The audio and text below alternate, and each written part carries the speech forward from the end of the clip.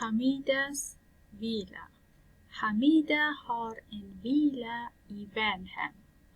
Hon har 4 rum, ett vardagsrum, 3 stora sovrum, ett badrum och ett litet kök.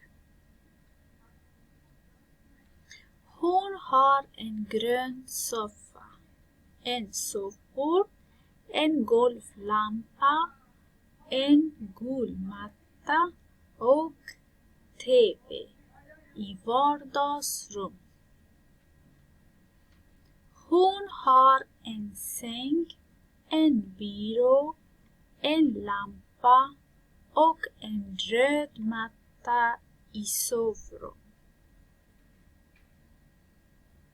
Hon har en spis, ett kylskåp och ett matbord med 2 stolar i köket.